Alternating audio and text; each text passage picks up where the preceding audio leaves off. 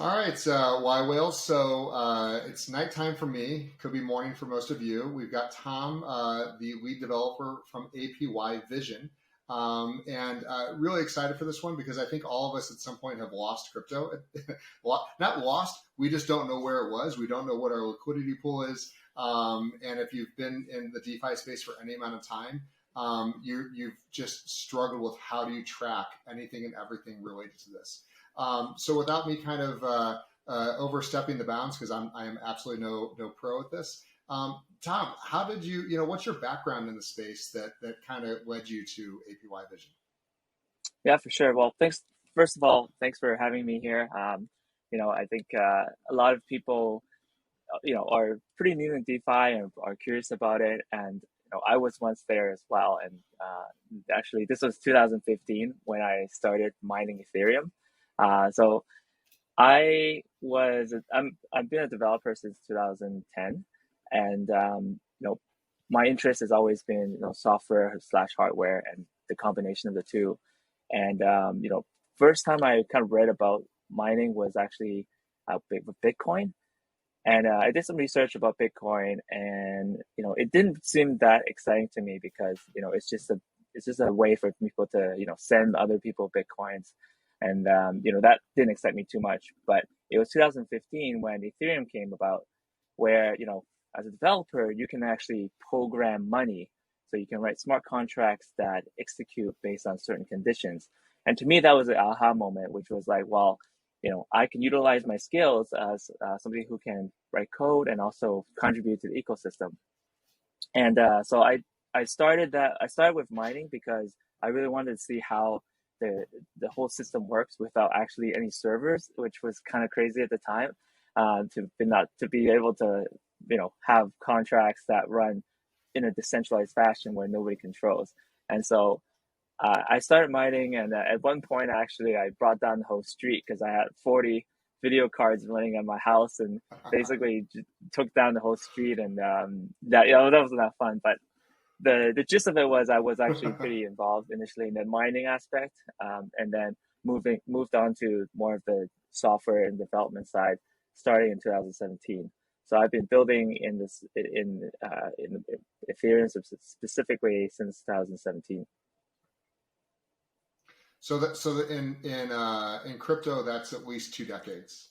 So for how fast things move, and it's interesting because I share a similar crypto by itself, just coins moving back and forth, didn't have much interest until we got into the fact that it's like now you can program what these things do, and that really it's a dynamic change. And so obviously you're an Ethereum guy, you're already mining it, now you're there. Did you evaluate? Actually, you couldn't have because 2017 there was only Ethereum. Yeah, there was the smart contract platform was very nascent. So there was Neo who was promising a lot of things. There's Cosmo, which also promised a lot of things, but it was Ethereum really that had the basis for smart contracts. And it took a few years even to have that mature because 2017, 18, 19, it was just people who believed in the product and building towards it. So you got people that are building the foundations with oracles, with contracts that allow people to build on top of. And so that's why I think we've seen such a big shift in the last year or so, because of the maturity of the platform of Ethereum and EVM that contributed to the rise in the DeFi and whatnot. Awesome. So talk to us. So let's dive into what was the problem that you saw that led you to say to build APY, and was that even your first project that you built? Actually, no, it wasn't. The first project I built was actually a game. So it's actually built for people who are interested about crypto but doesn't want to spend actual money and involve themselves with with the risk. And so we actually built a little mobile game that allows people to invest just virtually, like with play money, And what we do is we partner with companies that will sponsor these contests, and the winners will actually win something. So that's how we're able to, get other people into the space. We had about 200,000 users, but unfortunately, Google Play doesn't like crypto, and so we got to a point where it kind of got on their radar, and they said it was a crypto type of app, and they didn't like that, and so yeah, and then they shut it down. But it was a blessing in disguise because that was when DeFi actually kind of grew and it matured a lot. And so this was spring 2020.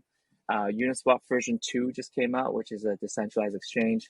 And it was pretty novel in the sense that it was, you know, anyone can actually create liquidity pools. And so it was a permissionless way for people to understand, what liquidity providing is. And that's when we saw an opportunity to come in because there's been a lot of focus on the trader. So people trading coins, swapping coins, but there isn't much attention on the other side, which is the liquidity provider side. And so we thought that that was a great idea to come in and provide analytics and clarity for liquidity providers. So awesome. So let's just dive right in, and I'd love to see, really from your eyes, because I went and played. I've used APY.Vision, and a number of our members have played with it as well or used it, and I was just fascinated by how intuitive and actually like you're driving through every step of the way, driving the action. You're not saying, "Hey, come play with it." You're saying, "Here's what you're going to do, and here's the way to make it happen." So I'd love to kind of hear from you. What went into that, and talk about kind of the development on Ethereum, and if you're planning on going into any other chains besides Polygon. Yeah, for sure. So yeah, we so actually to be honest, I built this tool just for myself. Uh, I was very involved with liquidity providing because if you look at traditional finance, you're not able to actually participate as a liquidity provider because the banks and the brokerages all, don't want you to make money because they are the ones who are charging all the fees and they're being the middlemen for, stock brokerages, the commodity exchanges, etc. And so with DeFi and sort of the decentralized aspect of it, smart contracts actually govern the fairness and also the transparency for providing liquidity. And so it was one of those things where I thought that uh, it's a great concept, and nobody's really serving that part of the marketplace. And so, yeah, basically, I built a tool just for myself because I was very heavily involved in the beginning of 2020 with liquidity pools myself. And then I showed it to a bunch of people, and they loved the first concept of it. And that's when I decided to, continue building it and, basically expand the offering. We started with one AMM, which was just Uniswap version 2, and now we're on about 27 different AMMs and counting, and then we're also on 8 different chains. So definitely expanding to where people are going. So we started with Polygon, and then we moved to Phantom, and now we're on Avalanche, Harmony, and Cello, and a couple others as well. And then Solana is actually one chain that we're working on. A lot of people are actually moving to layer 2 cheaper solutions. So we go where our users go.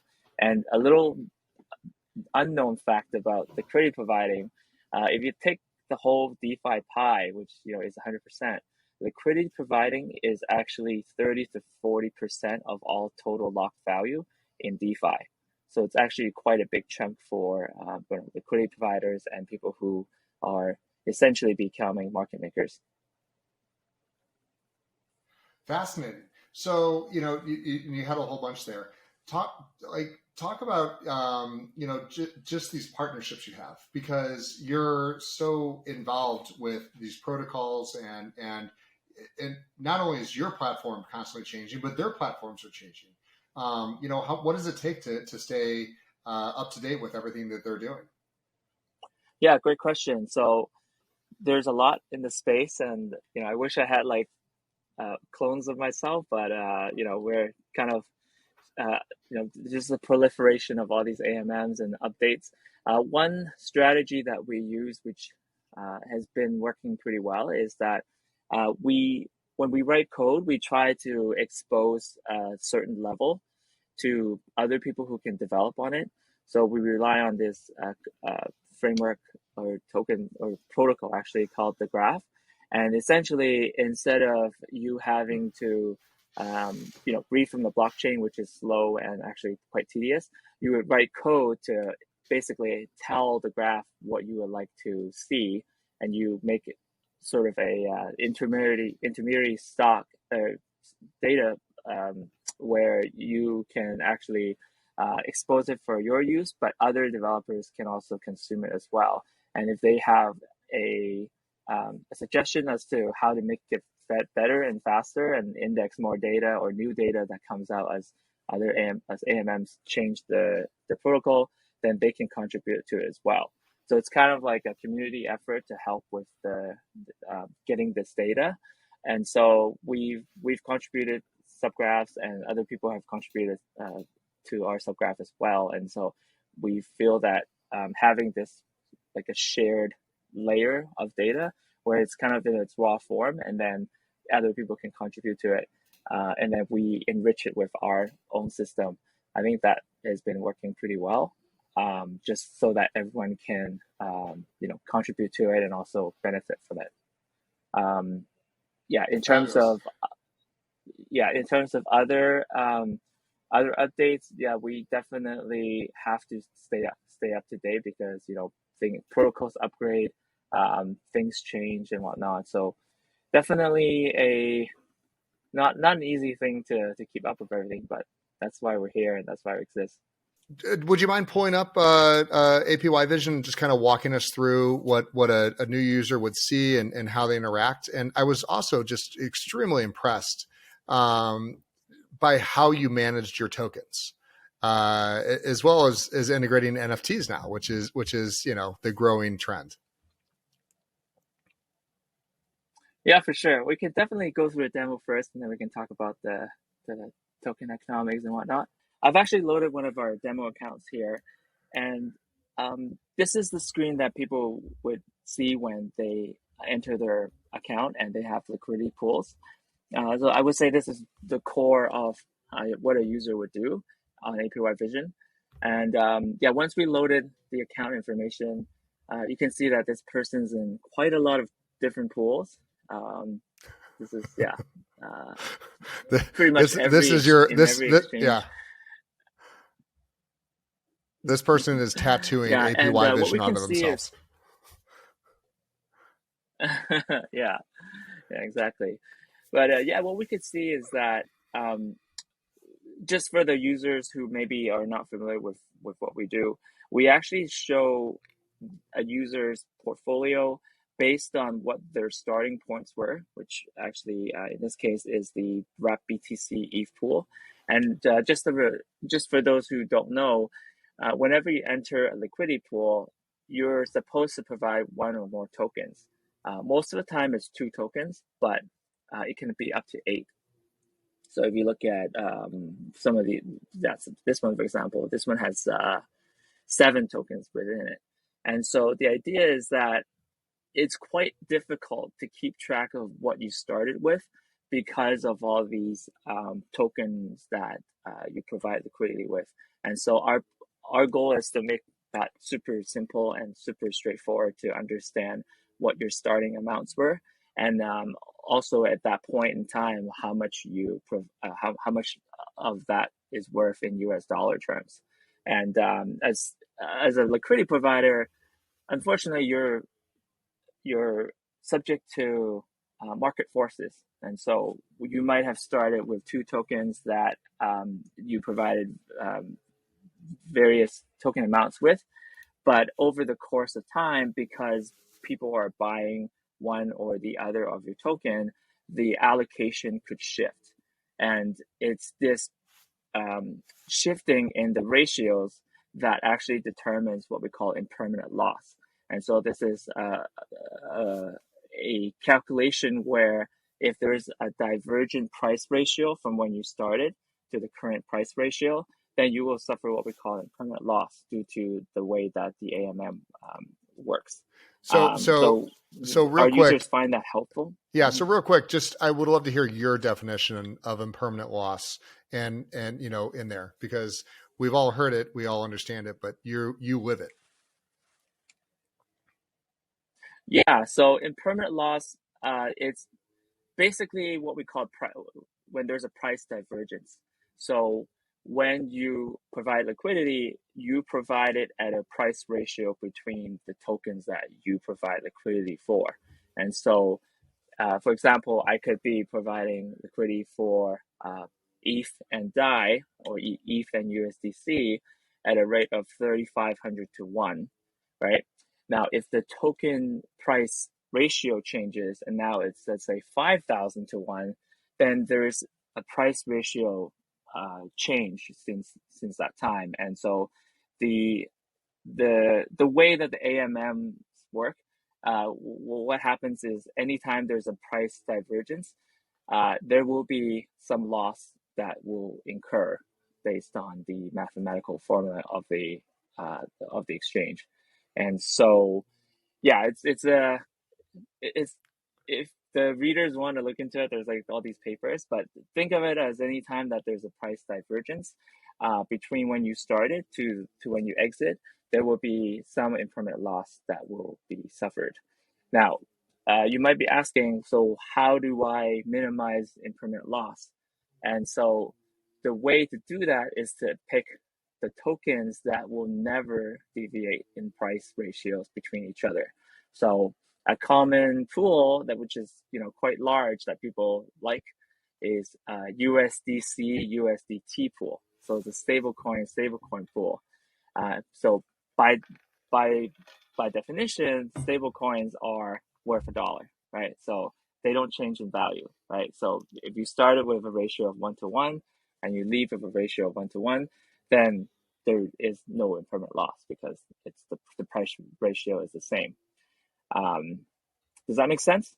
Oh, absolutely. No, no, no. And that was fabulous because again, it's something, you live every day and I hear, but it's really something to hear you say to say that. So continue, please going through this because it's fabulous to hear you explain it versus me, messing my way through it.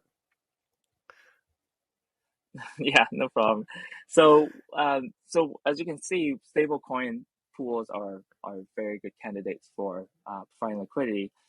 The downside is, everyone has the same idea, and so what could end up happen is that a lot of people are providing the liquidity to the same pools, but because there isn't that much activity in the pool, so people aren't swapping as much, or people are swapping, but because the pool size is so large, your share of the fees, which is the primary way in which, or one of the primary ways in which a liquidity provider makes money is through fees, and so your capital efficiency is not as great because everyone's kind of doing it.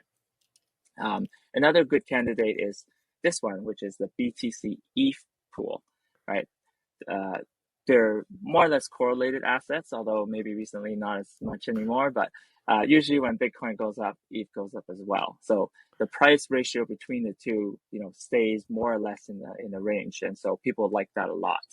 And so um, those are the sort of candidates that I would um, I would evaluate on, or those are the criteria I would evaluate on if I were to look for a pool. But the long of it is that you can provide a pool, you can provide to any pool, and APY.Vision will track it if it's an AMM that we support. And so, yeah, just going back to the demo here, we can see that this user started with this amount of BTC in the pool, and they also had this amount of ETH when they started.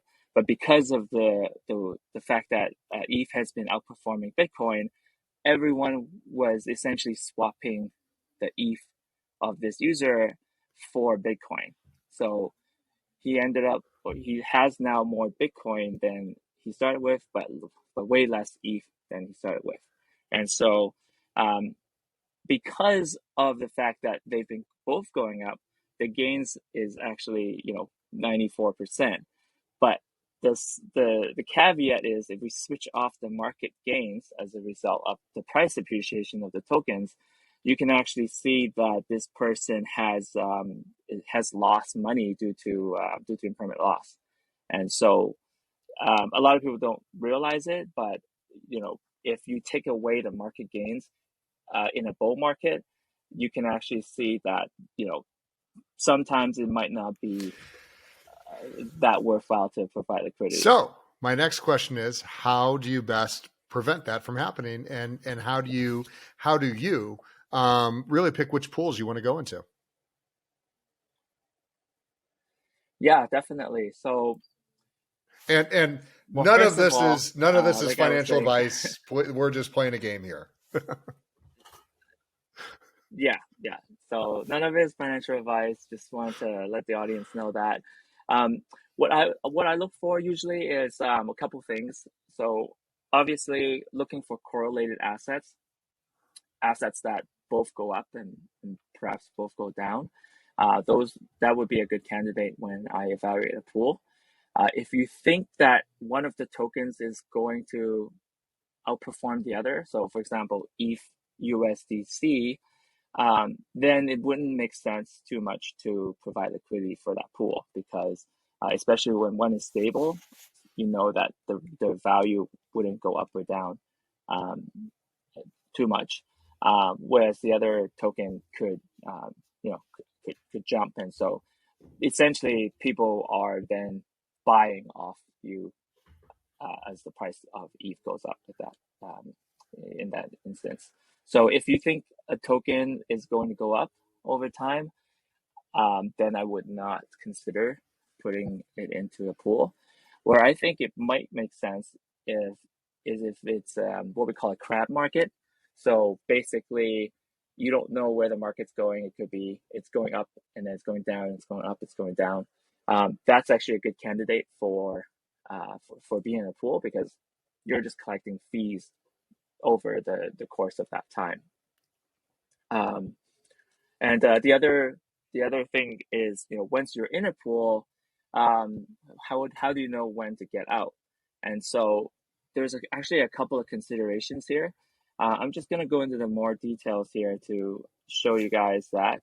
Now, one consideration that you might find helpful is if the fees that you've been collecting is trending down over time, and you can actually see that on our platform where um, this pool maybe not so much, but some pools you can see that the volume drops over time, and that you're not earning as much fees anymore because of that.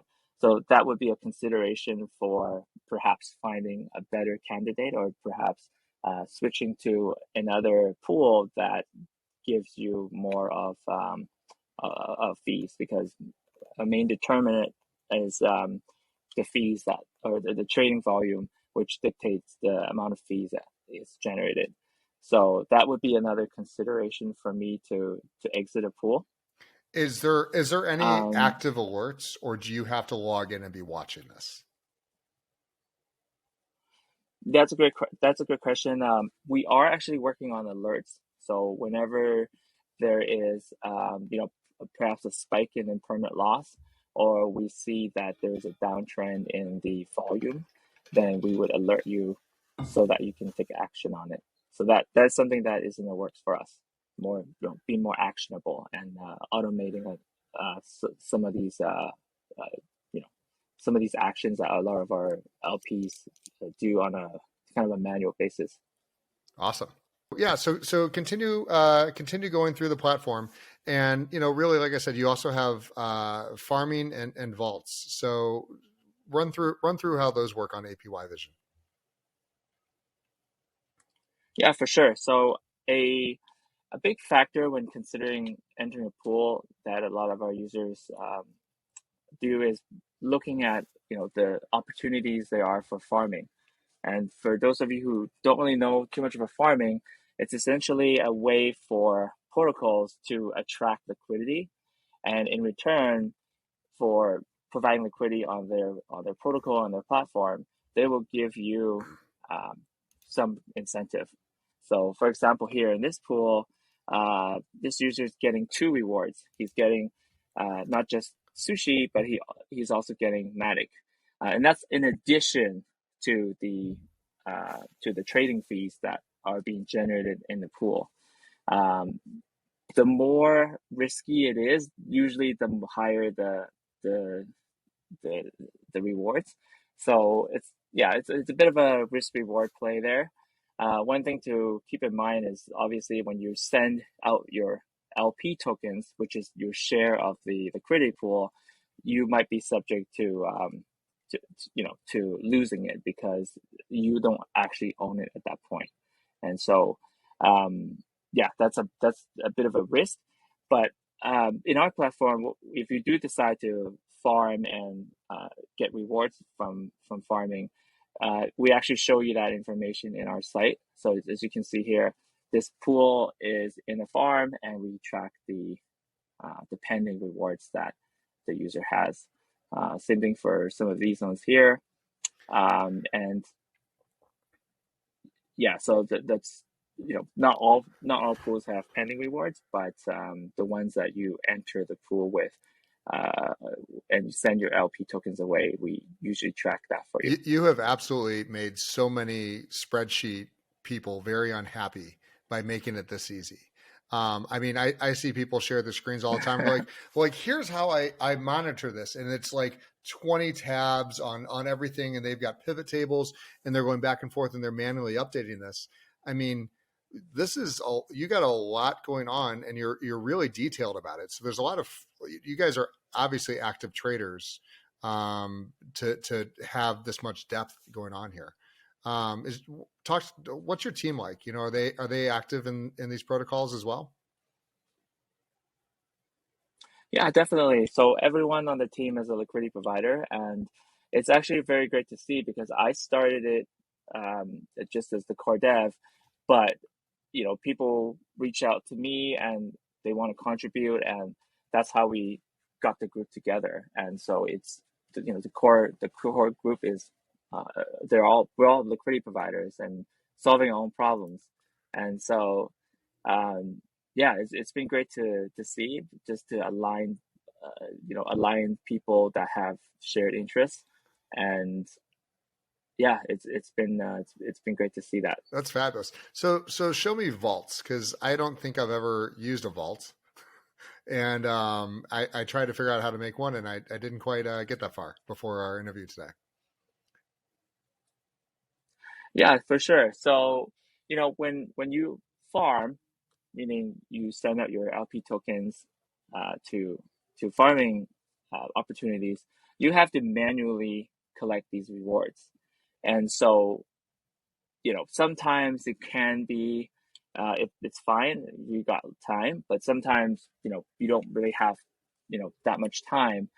Um, the other problem is, well, not the problem, but the other benefit of you collecting frequently is that you can actually reinvest the rewards and get more of the pool tokens. And essentially, you're auto compounding your gains. And so that's what a lot of people do to, make sure they're maximizing the gains. But it does get tedious in the sense that you're constantly doing this.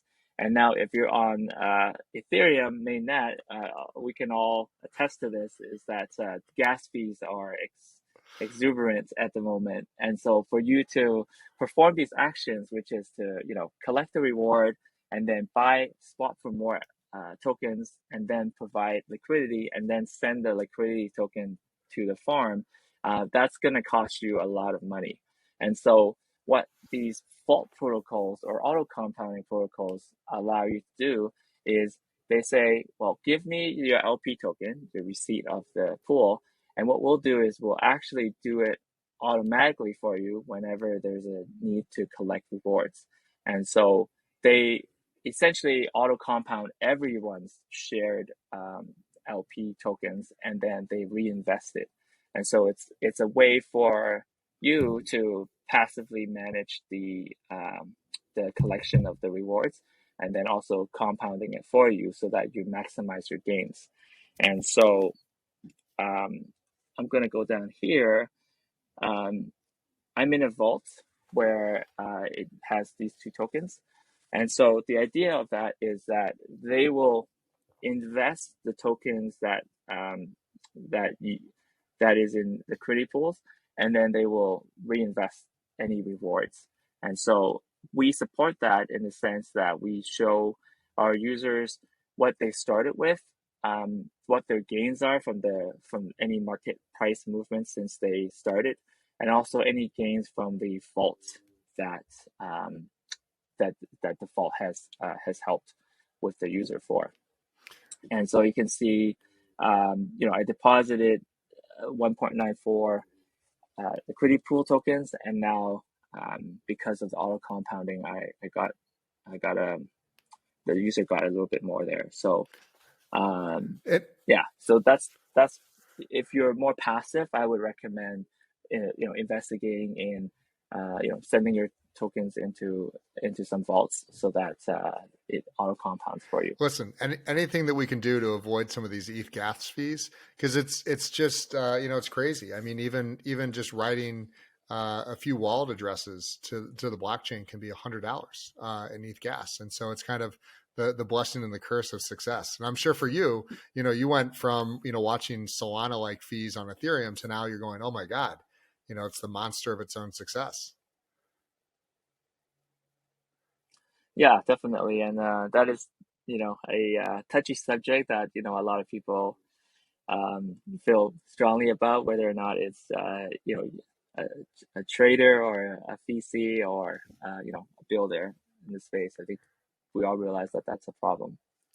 Yeah, and clearly it's being addressed, and I saw some really good integration with Polygon, which is how when I was earlier doing, basically I wanted to go buy one of your NFTs and utilize that as my membership. Which I thought was very interesting.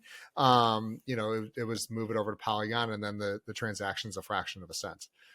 It's just getting getting assets over to Polygon. ETH gets to take their last little chunk out of you.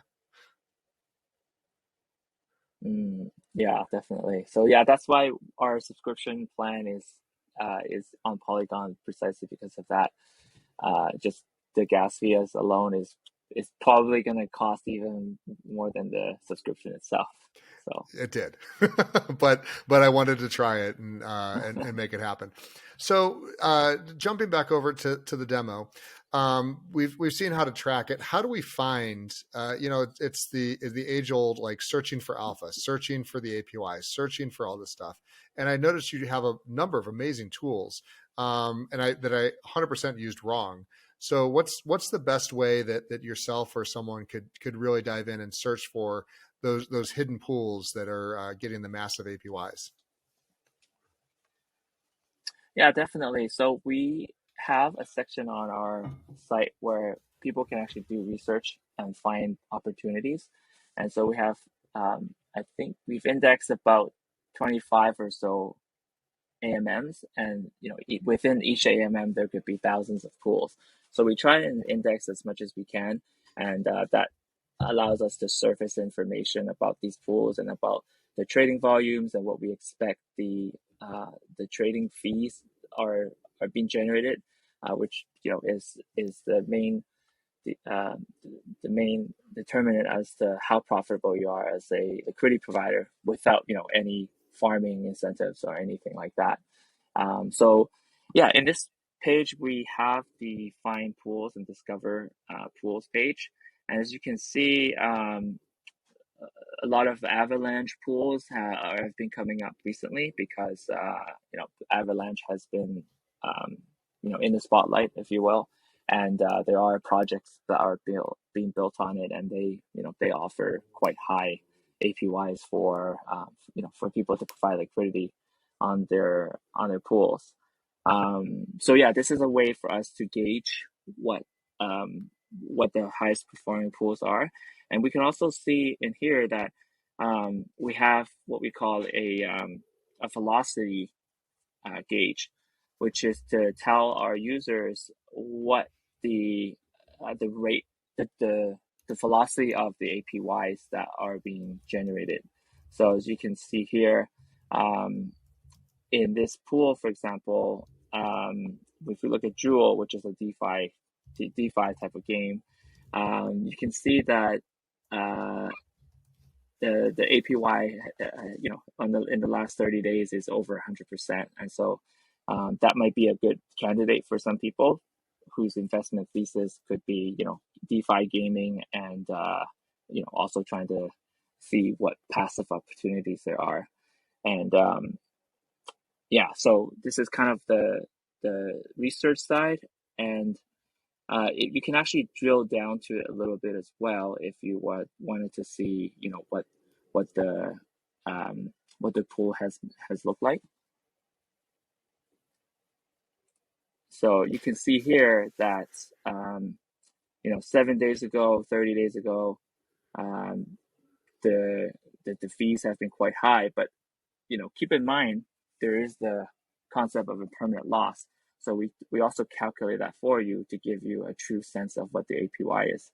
So as you can see here, it's been looking good, but there's also the fact that perhaps because of the massive increase in price of the token, that there would be a possibility of impermanent loss. And for everyone to know, like when you have an impermanent loss, you're just going to get the other token. It's not like it just disappears. You lose your gain. You lose, the momentum that you're on, correct? Yeah. So depending on the AMM itself and the the algorithm, some of those will actually result in more of a unfavorable um, unfavorable situation for you. Um, but yeah, think of it as we try to minimize the impermanent loss as possible. In this case, because Jewel is going up, what you end up with is less Jewel but more USDC, which you know is it's not great, but you're getting essentially, you're selling your token that's going up in price Yeah. to other users and getting USDC back. Yeah, and vice versa. It crashes down, you lose your USDC, and you end up with a bunch of Jewel at pennies on the dollar. If there's a rug, and I guess that's a question. What does it look like in a rug pool? Like how quickly does that liquidity pool just crash? When I started, it actually happened a lot more than it does now.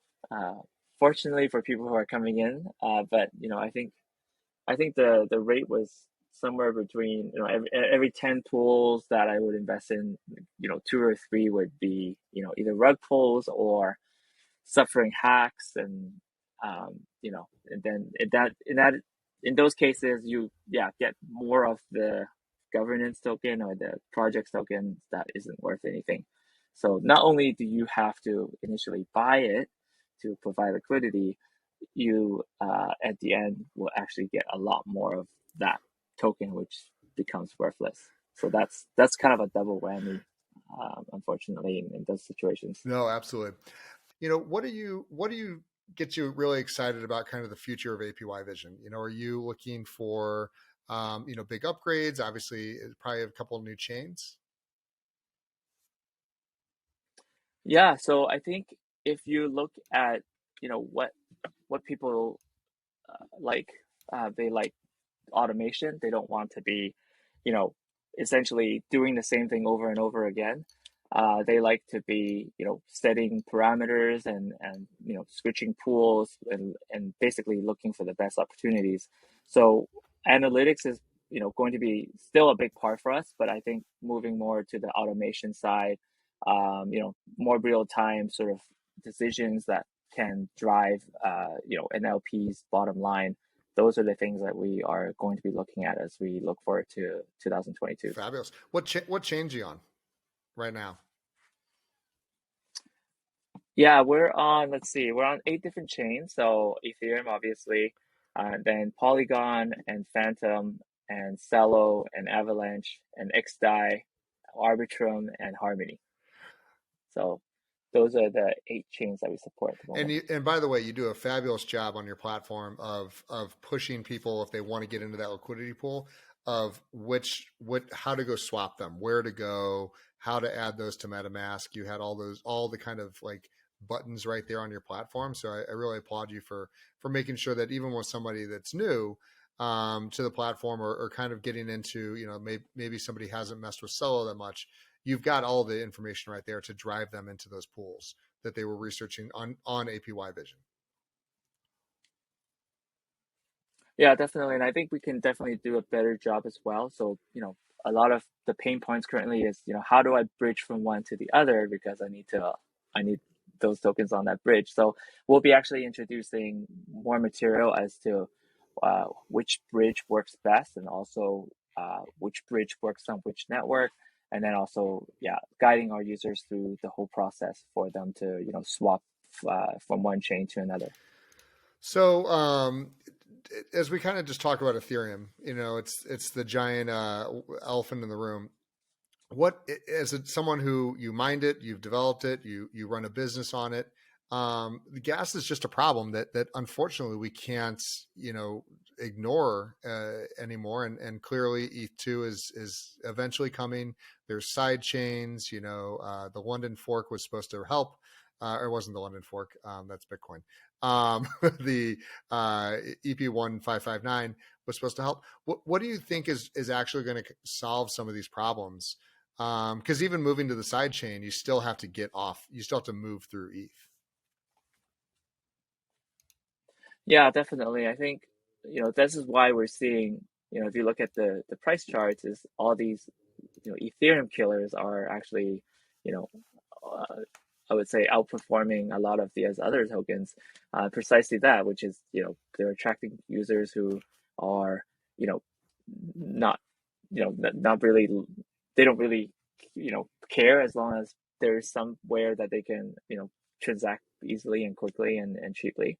I think there will be a time where ETH2 will eventually come out. I think that's probably for sure. And so I think in the time being, we're going to be seeing some fragmentation, I think.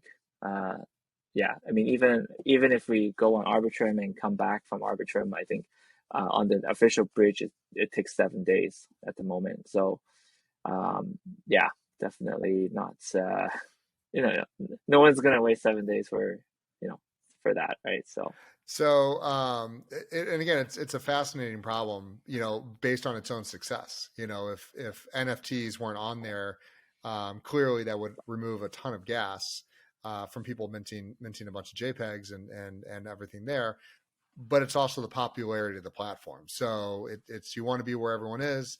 But I mean, it's painful. It's really painful sometimes when you've got to do multiple transactions and you're like, I just need to move $500 here, and then $300 in gas later. You're like, what do you do? So when you look at chains and you look at the side chains that you're evaluating, how much business is being done on Ethereum versus the side chains at this moment? Do you have a statistic on that? No, but actually, someone on our team is actually creating what we call a quarterly report, which is a quarterly summary of all the movements between the different chains on AMMs and also where the liquidity is going. And so we will be actually publishing that in a couple of weeks. And yeah, definitely at that point we can share sort of where the liquidity is moving, which is what we track. So, when you're, I mean, again, you're an active trader, you're doing this. What other tools besides APY Vision are you utilizing in your kind of day to day, trading and evaluating and researching? Yeah, definitely. I don't just, to be completely transparent, I don't trade too much because I'm not a day trader. I'm a developer. So I probably make like a couple trades a week and maybe rebalance pools, a couple times a week. But nothing, nothing too too much because obviously building takes most of my time. But I do like DEX tools, which is a decentralized, I guess if you will, chart and analyzer. So it will take on-chain data and basically analyze the trades that are happening, the price movements, and lets you draw charts on top of it. So they cater to the trader side of the AMM, whereas we cater more to the liquidity provider side. But they do have a good product, and they are expanding to different chains as well. So DEX tools is something that I would look at. Awesome. So let's talk tokenomics, which, again, there's no right or wrong way to do it. And every development team kind of struggles with this and goes through it. So what's your, define the Vision token and kind of what it's utilized for and what's out there right now. Yeah, for sure. So the Vision token is a strictly utility token that is used to only unlock access to our professional tools and suite of tools. And when we have automation contracts that come up, that would be a professional member benefit. So think of the token as a lifetime membership token, where it's very much like buying a lifetime golf membership, but instead of buying the golf membership, you're buying tokens. And the point of that is that we don't want to sell memberships based on a set price, because everyone has different different demands and different portfolio sizes that they track. So it wouldn't be fair for somebody that has a smaller portfolio to be paying the same price as somebody who has a larger portfolio. And so we took that into consideration when we created the token, which is that each token allows you to track $100 worth of portfolio for life. So if you have a smaller portfolio size, then you benefit from that, and so you don't have to buy as many tokens. And so if you have a $10,000 portfolio, then that would be 100 tokens that you need to hold to get access for life. And what's really cool is that unlike a golf membership where you probably can't sell it, or if you don't like the service, or if perhaps your needs change, then instead of you holding it, you can actually release it back to the market. And so I hope that doesn't happen to the people who get the membership, but that is one option if they wanted to perhaps they're not tracking as much anymore and they don't need that many tokens because they've kind of deleveraged from the liquidity pools for the time being, and so therefore they can sell it back to the market. So, and I correct me if I'm wrong, I think that they were under $1 when I just bought a whole bunch earlier today. So again, which I think is very fair as far as how you guys manage your tokenomics, and they're not burned, because that was the thing wasn't 100% clear. So you just stake them essentially, or just hold them in your wallet, and they just exist, and as long as you're using the platform, they just sit there. Yeah, exactly. So basically, you just hold it in your wallet, and that unlocks access once you sign a message to verify that you own that wallet. And yeah, that's pretty much the we want to make it simple for people, not having to do too much more than that. But if you do want to get bonus tracking, you can actually become our liquidity provider. So provide half Vision and half ETH, and we actually give you 5 to 6 times bonus tracking for for helping with bootstrapping the liquidity. And so a lot of our users find that helpful, because now instead of spending $100, or sorry, one token to track $100, they can buy one token, and they can track 5-6 times more than that. So yeah, so we try to be flexible with the tracking, and also benefit from the community providing liquidity for us. Yeah, awesome. So tell me about because there's an NFT, and I saw NFT, and I just kind of was like, oh, I need to buy that. But it's not a permanent thing like the tokens. It expires, correct? Yeah, that's correct. So we've had some feedback as to, perhaps if, let's say it's someone that has, tens of billions of dollars, it probably wouldn't make sense for them to hold that much tokens.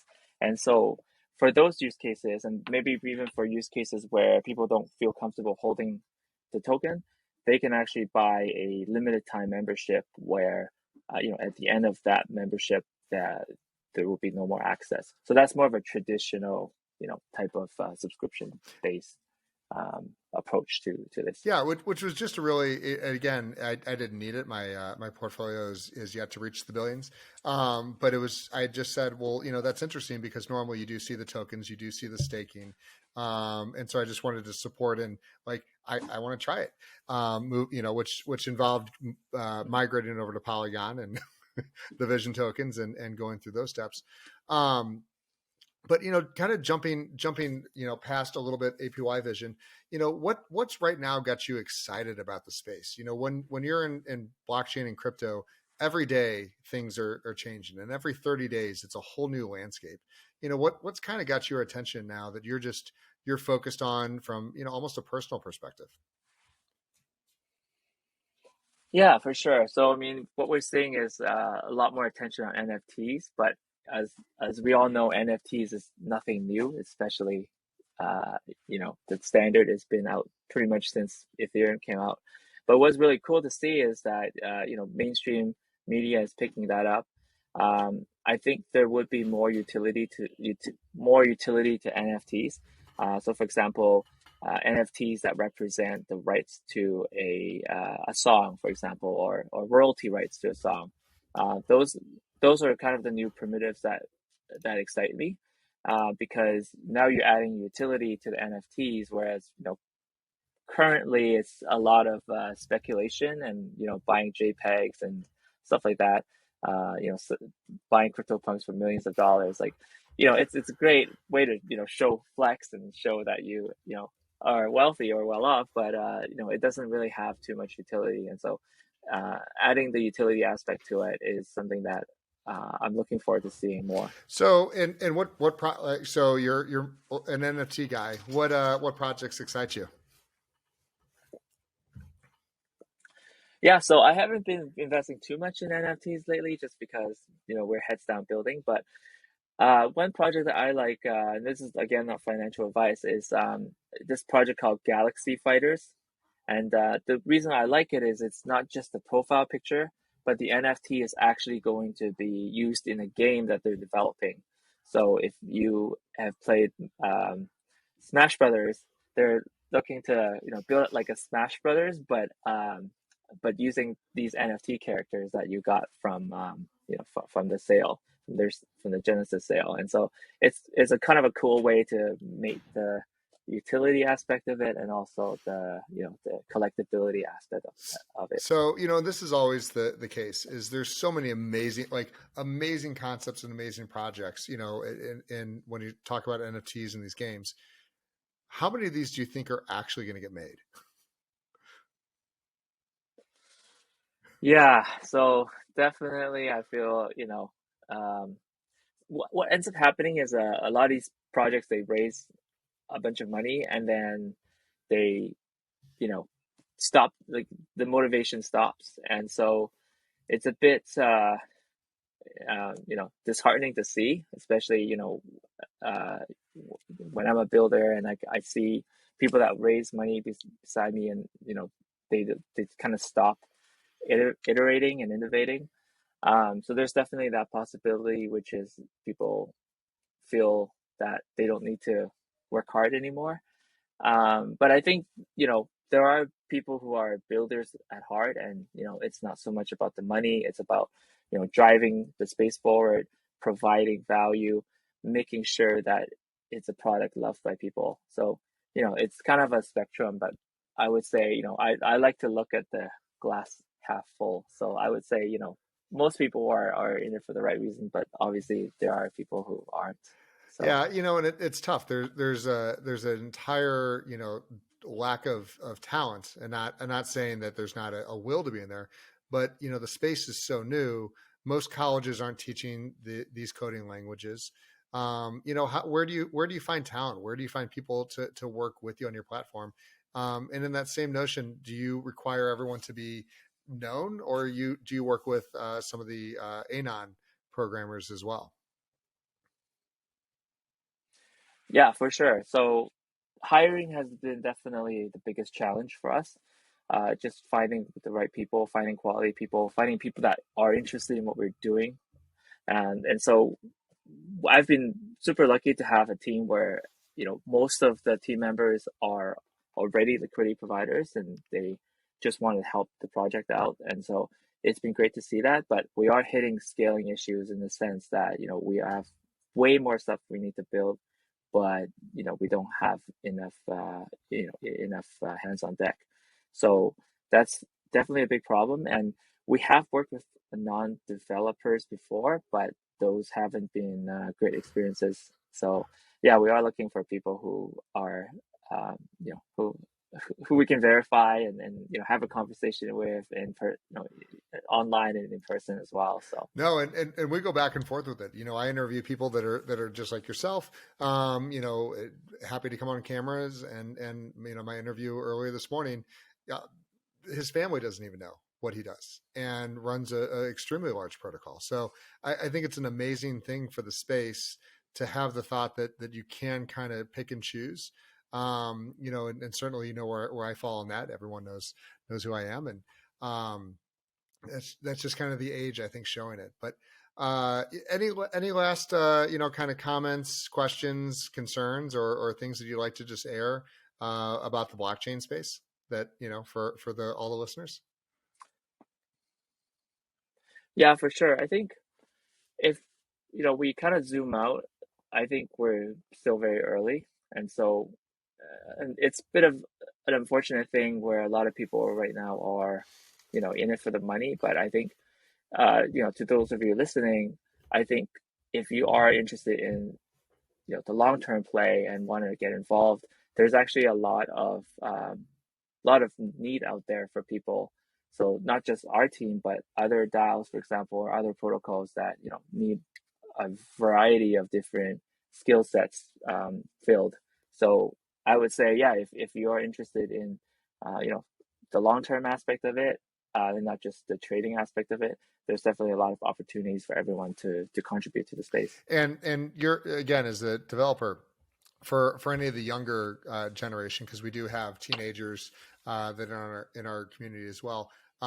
What would you recommend that they learn to code in? What languages do you think are kind of going to be really prevalent over the next like 2-3 years? Yeah, so I would probably suggest not marrying to one specific language, just because right now, smart contracts is hot and everyone wants to do it. But I would say passion goes a long way. So, if you are, really have an eye for design and you are wanting to go into the front end aspect of it, it probably doesn't make too much sense for you to pursue, smart contracts because that's, not something that you're passionate about. So I would say follow your passion and what you like to do. um, you know, I think if um, you know if if it's one thing that I'll say, it's that, like, if you are finding yourself in a conundrum and don't know really what you're looking to do, I would probably reach out to mentors and look for some guidance on that front instead of just kind of going into it blindly. Having mentors definitely that can guide you, I think you know, will pay That's dividends. fabulous. Tom, I got to thank you so much for your time today. This was absolutely fabulous, and again, I love the platform. When I logged into my wallet, I was like, I completely forgot that there was two liquidity pools that I was in, and so it was I used, yeah, That's I was nice. like, hey, found money. Didn't know that these exist. That's I guess my last question is, what wallet's going to come out that's going to take over MetaMask? Do you even see something? I know everyone's working on it, but is there like the ultimate wallet coming? Because I would think that you guys would be clearly watching that trend.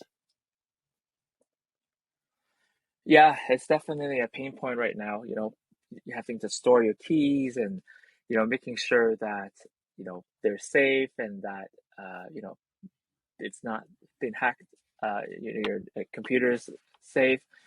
It's definitely a big problem, and obviously there's solutions like Trezor and hardware wallets. But if you ever use the hardware wallet, you'll find that it's a very painful process to approve transactions, to execute transactions, and it just things don't work well.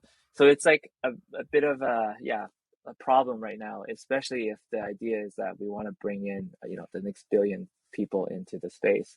Um, yeah, I'm not sure if there's like a you know, great solution yet, but I'm hoping that there's some wallets out there that is letting you, basically shard some of your keys with or some of your words uh, in the seed phrase with friends, and they can verify the keys, for example, or something along those lines. And so I think innovations like that where you're adding social elements to it, I think would definitely help. No, I agree. And we all know that friend that's lost their seed key or locked themselves out or exposed their seed key, erroneously. So it's one of those things, as you're right, before we get the next few billion people into crypto, like that's a problem that has to be solved. So thank you so much for your time. And that was absolutely fabulous. I really learned a lot about that and also from the development side as well. So thank you. Yes, pleasure. Thanks, Jake.